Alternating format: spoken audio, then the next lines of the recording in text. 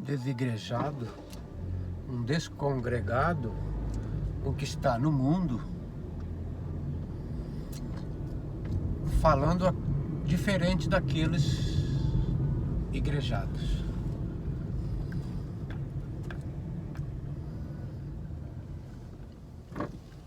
Porque segundo os igrejados, eles são salvos por aquilo que eles estão fazendo.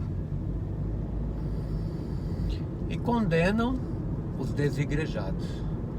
Mas se nós formos na Bíblia, estudar a Bíblia e crer na palavra que está escrito, da maneira como está escrito, e não colocando mais nada nela, para não fazer uma doutrina diferente daquilo que está escrito, né?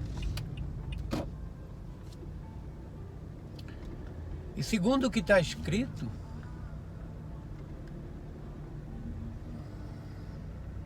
o homem é salvo pela graça.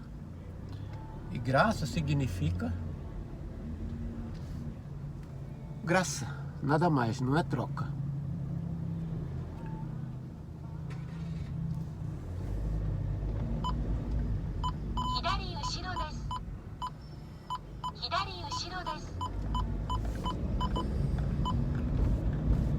Não é troca, graça somente. Eu digo diferente por quê?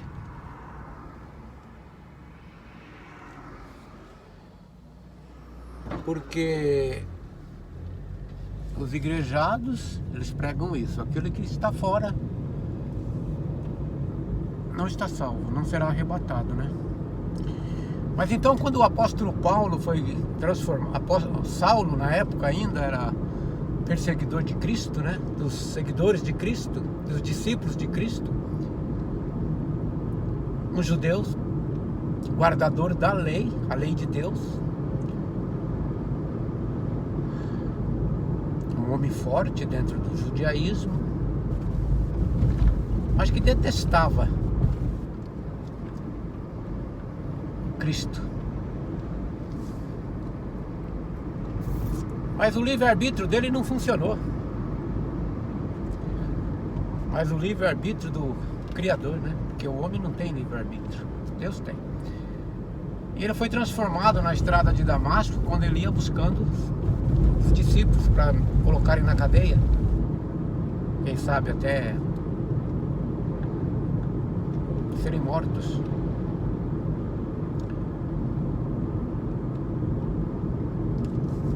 Mas o Senhor apareceu para ele na estrada e ele foi transformado. Ele não aceitou. Ah, tá, eu creio. Não, ele foi transformado. Quando o brilho da glória de Cristo apareceu, ele ficou cego. E já disse. E disse, né? Quem és tu, Senhor? Aquele que para ele era um blasfemo, por isso ele perseguia, na mesma hora ele já disse, Senhor. Quem és tu, Senhor? Não veio dele, veio da transformação, da nova criatura. E aí começou. E nas suas epístolas, o apóstolo Paulo, que foi dada a graça a ele, assim como a lei foi dada por Deus a Moisés, a um povo somente, o povo de Israel, a graça foi dada de Cristo, foi dada a Paulo para que ele anunciasse a graça e não as obras. Como o Senhor mesmo disse, é um vaso para ir aos judeus primeiro, depois aos gentios. Porque é claro, a salvação, segundo a Bíblia, vem dos judeus. Vem dos judeus. A salvação, primeiro deles, depois dos gentios. Então o gentio está na retaguarda, na reserva. E aquele que está na reserva não joga, não faz nada, ele fica esperando que o outro vença a partida para que ele comemore junto. É isso. Crendo ou não, é assim.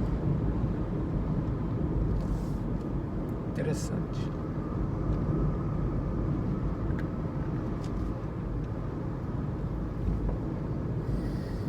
O apóstolo Paulo, ele não começou a ensinar, mas a anunciar.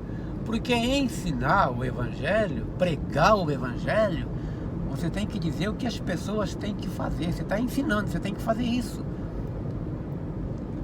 Paulo veio anunciando a graça, aquilo que já foi feito na cruz por Cristo. Então, um desigrejado, como ele está fora, ele entende a Bíblia como está escrito, não que ele seja mais inteligente do que o outro, porque é natureza caída, é inútil, igual ao outro, igual ao que está dentro da congregação. Somos todos inúteis, segundo a Bíblia. Mas na minha inutilidade, eu procuro me esforçar para entender a graça de Deus e a obra de Cristo na cruz, que foi completa. Assim sendo, como ele mesmo disse, né?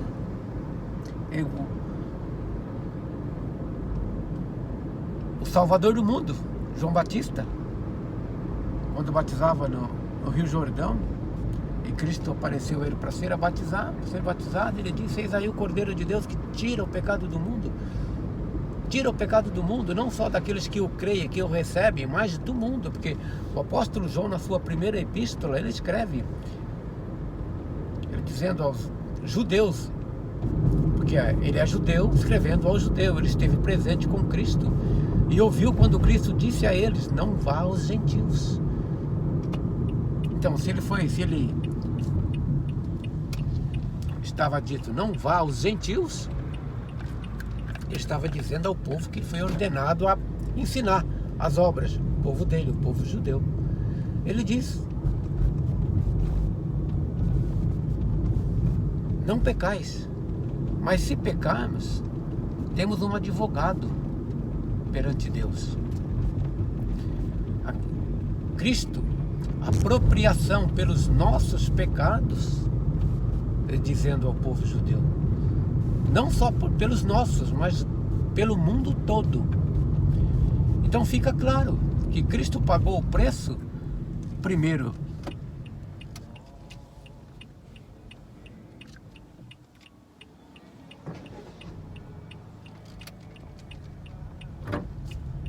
para o povo judeu e depois do mundo todo. Então, se nós lermos essas passagens, a gente entende a salvação de todo ser humano, desde Adão. Porque fica muito confuso quando a gente ouve falar que aquele que aceitar está salvo, o que não aceitar não está salvo.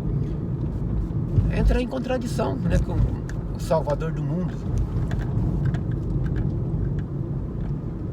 Como se Cristo tivesse vindo só para salvar os que nasceram depois dele. Mas isso é uma doutrina criada por homens, né? Que você tem que aceitar a cura. Eu acreditava nisso, eu pensava nisso antigamente, quando eu fazia parte dos congregados. Era assim. Porque o líder, ele tem artimanhas para prender as pessoas. Não, porque se você não fizer, você não será abençoado, porque aqui está escrito. A Bíblia está escrito, realmente está. Se você não der, você não recebe. Você não deve deixar a sua congregação. Então, quando você deixa a sua congregação, quando você para de fazer essas coisas todas que eles te colocam, você está fazendo o quê? Segundo o que eles falam, você está se desviando do caminho. E aí então você está abrindo o caminho para o outro, para o inimigo. Isso é muito sério. Isso é normal durante os cultos nas congregações, né? Porque o inimigo, ele está ao nosso derredor. E você está abrindo o caminho para ele. Então, segundo o que eles ensinam, assim, você tem o Espírito Santo enquanto você permanecer. Mas se você deixar de lado, o Espírito Santo sai de você. É loucura. É loucura. É um entra e sai que não tem mais tamanho, o Espírito Santo. Não, porque depois, se você se reconciliar, ele volta novamente.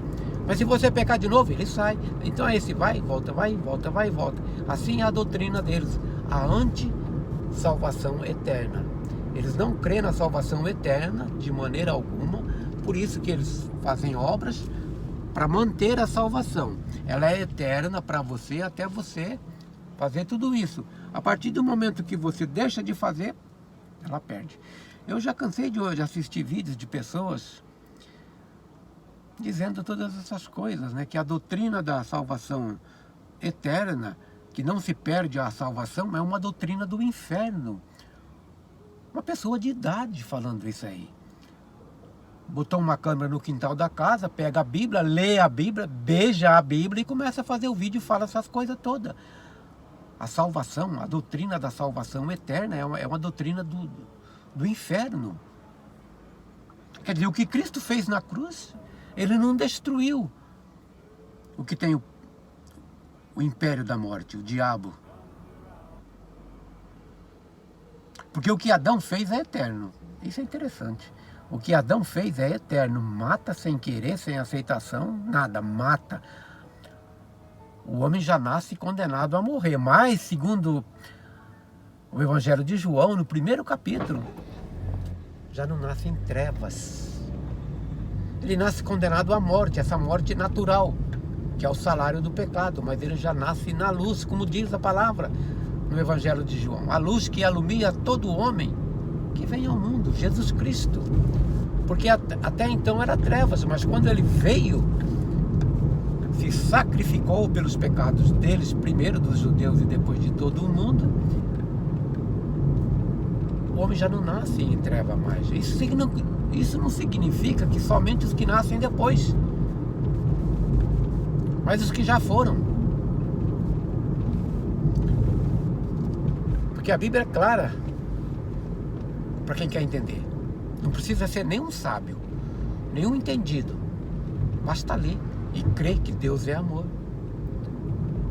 Que Deus fez um plano. Quem somos nós? Fazem de Deus um brincalhão, que ele cria um ser humano, para depois brincar, jogar num lago de fogo. Se você me obedecer, eu amo você. Mas se você não me desobedecer, eu vou te condenar pro resto da vida. Eu não vou te matar, eu não vou te destruir, mas eu vou te colocar num lugar que você vai ficar queimando eternidade, assim, em consciência. Deus é terrível, terrível. Quem somos nós? Nós não pedimos para nascer, nós não pecamos, herdamos o pecado, nascemos dessa maneira. Deus tem todo o controle sobre nós, todo o poder sobre a sua criatura. Ele é responsável pela sua criatura. Então, se os congregados buscassem entender mais o que é a graça, o que é o amor, Deus amor, não fariam. Que façam tudo o que estão fazendo obras, mas não para ser. Pode até estar enganado, achando que aquilo vai ajudar alguma coisa, vai levar a salvação, vai aumentar a salvação deles. Mas desde que não critiquem aqueles que estão fora, que não fazem o que eles fazem.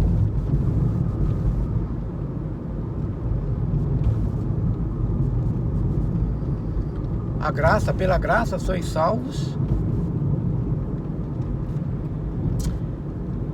Eles leem o versículo, eles leem o texto, mas não leem o contexto.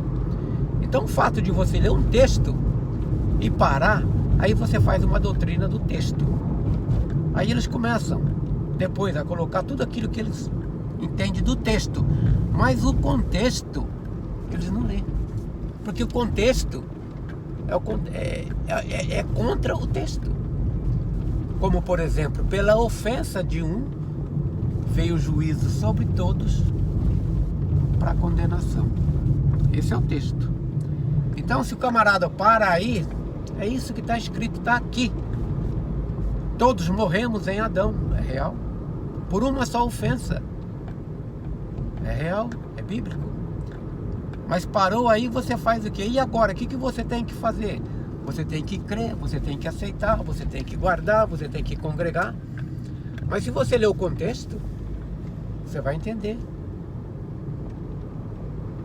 Mas pela justiça de um veio a graça sobre todos para justificação de vida. E não é só esse versículo, as epístolas do apóstolo Paulo, é tudo isso. É desfazendo aquilo que o outro fez, colocando todos debaixo da servidão da escravidão, das trevas. Todos foram libertados na cruz por Cristo. É isso que o congregado devia anunciar. Mas o grande problema, eu penso assim, é que se for anunciar a verdade da graça como é, graça somente, maravilhosa graça, não presente de Papai Noel, como eles ensinam, mas graça, já não tem mais o que fazer, né? Para que congregar? Acaba todos os templos deles. Porque o camarada não vai ficar lá toda semana ouvindo a mesma coisa. Ó, você é salvo pela graça, tá? Você não precisa estar aqui. Você não é salvo pelo que você faz, mas pelo que Cristo fez. Isso é por todos, não é só para aqueles que creem, tá? Se ele falar isso, ninguém mais volta.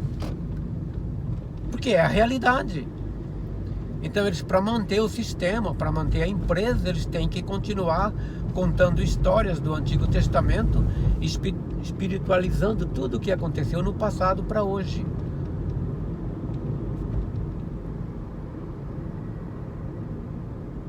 Certa feita eu assisti um vídeo de um teólogo, um professor de teologia mexicano,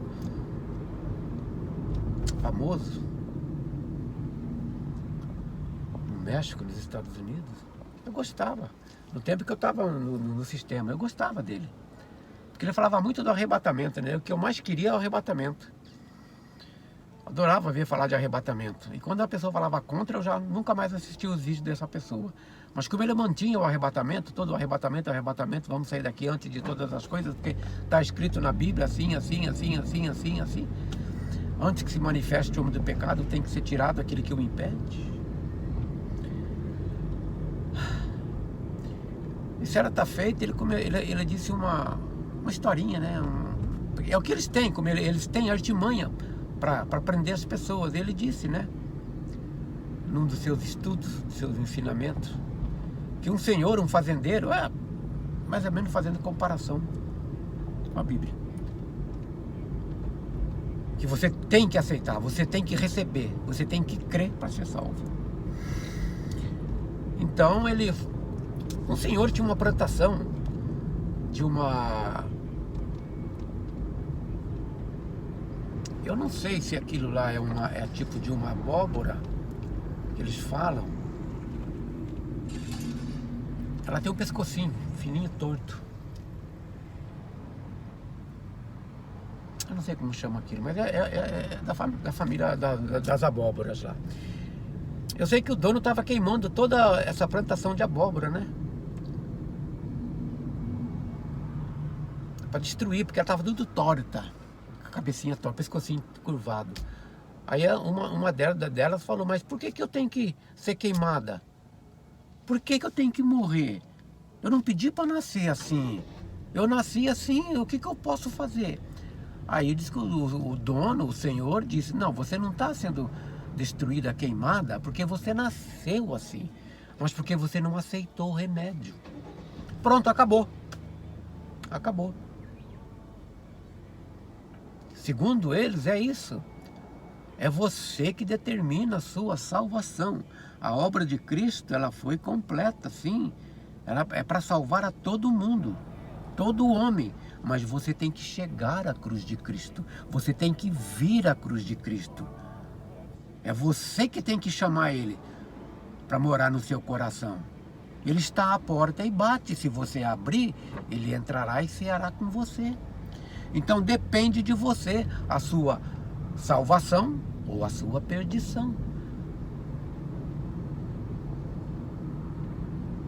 E quando você está com a mente fechada, lavada, você não consegue ver o outro lado.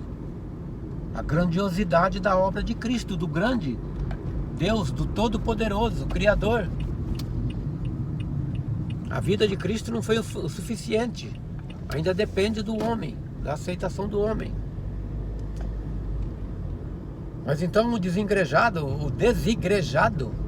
ele fala ao mundo. Ele não fala aos igrejados porque ele é criticado, mas ao mundo, a todo aquele que não conhece, não sabe de nada, não conhece inferno, lago de fogo, não conhece nada, não conhece nem a graça de Deus. Então o trabalho é anunciar que ele é salvo. Não porque ele crê, porque ele recebe.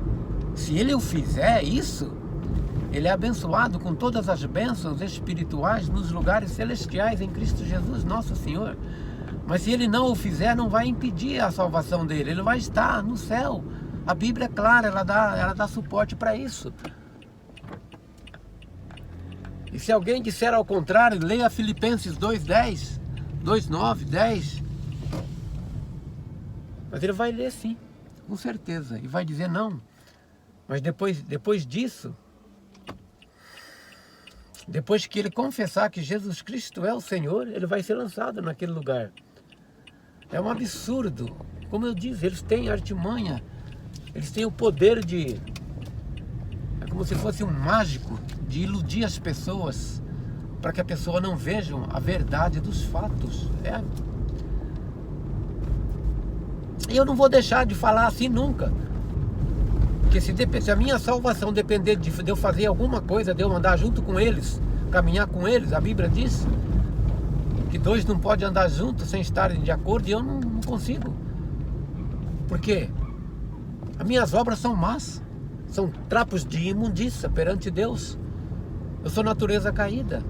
Como que, por exemplo, como que uma cobra venenosa, ela tem hora para picar, para soltar veneno, e outro não. Depende da cara da pessoa que ela vai picar. Esse eu não vou soltar o veneno, não, eu vou só picar. Ela é venenosa de natureza, ela não pode deixar de soltar veneno. Assim somos nós, natureza caída, contrárias à lei de Deus. Figueira brava, que não pode dar uvas doces, porque nasceu assim. O próprio Senhor Jesus mesmo disse: uma árvore boa não pode dar maus frutos, e uma árvore má não pode dar bons frutos. E nós somos árvores boas? De maneira nenhuma. O apóstolo Paulo escreve: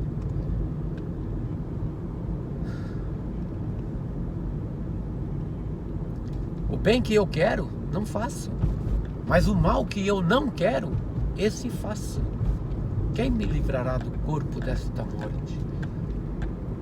Assim, quando peco, já não peco eu, mas o pecado que habita em mim. Não é o fato do homem levantar a mão lá na frente lá e dizer: eu aceito, agora você não tem mais pecado. Você tem, você não mudou nada. E se isso ainda fosse para o gentil, para tentar mudar alguma coisa, não é. O gentil não é salvo por aceitação, não é salvo por nada. O gentil é abençoado por Israel, o povo que guarda a lei, os 10 mandamentos, tem a fé de Cristo, segundo o Apocalipse. Esses que receberam a lei de Deus, é esses que serão julgados segundo a lei. O gentil não recebeu nenhuma lei. Como é que ele vai ser julgado por algo que ele não conhece? O apóstolo Paulo não vem trazendo nenhuma lei a gentios. Ele nunca disse lá: guarda os mandamentos. Nunca fala do inferno. Aquele que aceitar vai para o céu, o que não aceitar vai para o inferno. Eu não sou contra ninguém a congregar. Eu fiz isso durante toda a minha vida porque eu tinha medo. Eu tinha medo de um lugar chamado inferno. Então eu fui obrigado a entrar numa denominação, mas depois eu vi que não adiantava, nem aquilo que eu estava fazendo podia me salvar, porque não tinha mudado nada em mim. É tudo carnalidade. Se eu fosse na igreja e visse outro gritando lá, eu tinha que gritar também, porque se eu não fizesse, eu estava me sentindo um peixe fora d'água. E se eu gritasse, eu estava fazendo carnal. É isso que nós somos, inúteis.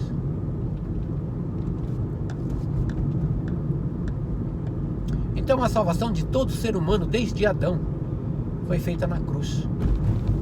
Todos morremos em Adão, segundo 1 Coríntios. A morte veio por um homem e a ressurreição dos mortos por outro. Significa o quê? Que todo ser humano ressuscitará. Isso é a Bíblia, dá vários exemplos disso. Todo ser humano ressuscitará, independente do que ele fez. O apóstolo Paulo mesmo escreve: todo aquele que está morto está justificado do pecado. 1 Coríntios 15:51 em diante. Ao som da última trombeta, os mortos ressuscitarão incorruptíveis. Incorruptíveis.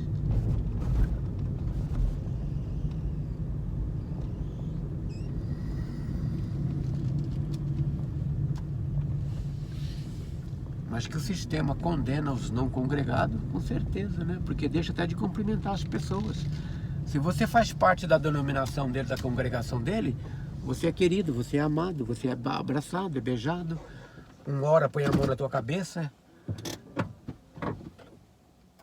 E assim por diante. Mas se você deixou de congregar, acabou tudo isso. Mas todo ser humano